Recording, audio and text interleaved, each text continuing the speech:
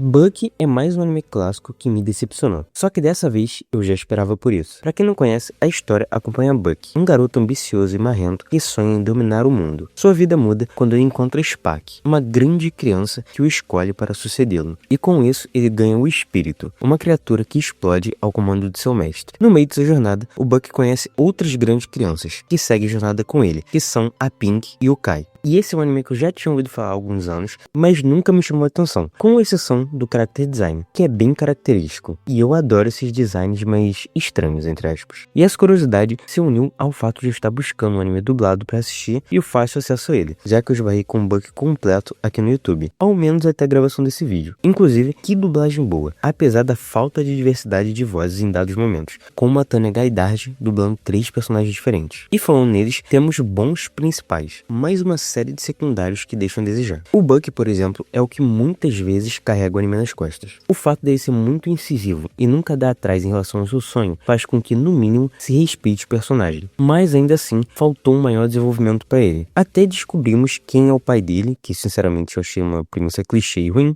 mas nunca entendemos a real razão para ele querer dominar o mundo. E essa explicação daria ainda mais camadas para o anime. Diferente dele, temos a Pink e o Kai. Esse já tem uma história melhor abordada, com a explicação do vilarejo do Kai e o motivo dele se tornar uma grande criança. E principalmente a história da Pink, que se liga diretamente com a sua avó, o que gera os melhores episódios do anime. E nesse mesmo recorte, conhecemos os grandes soldados, que tem um conceito que chama a atenção, mas são mostrados poucos personagens e esses são muito mal explorados. Inclusive, o anime seria bem melhor se eles fossem os antagonistas finais. E não menos importante, temos o Spark. Ele que é um personagem bem clichê, mas que cativa e que ao mesmo tempo transmite uma certa aura imponente, além de passar uma sensação de estar escondendo algo. E as aparições iniciais dele são muito boas, mas a sua história, a da irmã dele e da sua origem, são um dos piores pontos do anime. E falando em origem e no mundo de Bucky, tudo é muito mal explorado. A questão dos 12 mundos não são abordados como deveriam e até tem pouco tempo de tela. E aliado a isso, estão quase que todas as grandes crianças, fora o trio de protagonistas. É uma mais esquecível que a outra, com muitas tendo seus episódios com sensação de filler. Isso é, algo que só serve para preencher tempo na história. E isso se estende para mais da metade do anime. A percepção é que muitos episódios que poderiam desenvolver os conceitos da história e apresentar bons elementos estão sendo gastos com momentos inúteis. O vilão final, que vai aparecendo aos poucos no anime, é outro ponto bem desgostoso. Ele não é daqueles que você sente empatia ou acha legal. Ele só é alguém que você quer que seja derrotado logo, por não ser interessante o suficiente. E aliado a isso, o anime tem um desfecho que dá a sensação de que poderia ter mais, sendo que ele poderia se encerrar com uma sensação de história concluída, mas, como a maioria dos momentos da obra, escolheu uma das piores opções. Eu sinto que Bucky tinha potencial para ser um anime bem melhor, mas o que temos aqui é mais uma obra que apresenta elementos interessantes e no fim não sabe como desenvolvê-los. Mas claro que, como sempre, é a minha percepção em relação à obra. É possível que você assista esse vídeo e discorde de tudo que eu falei e ache o anime maravilhoso, e tudo bem com isso. O importante é conversarmos sobre o que achamos do anime, até porque tudo aqui tá longe de ser um fato. E se esse é o seu primeiro vídeo aqui no canal, saiba que tem outros onde eu sou chato e critico algum anime clássico ou popular, assim como tem outros que eu elogio Dragon Ball, por exemplo. Além dos shorts que saem 5 vezes na semana ou mais e post em lamentar.com. Então de tudo isso, até a próxima.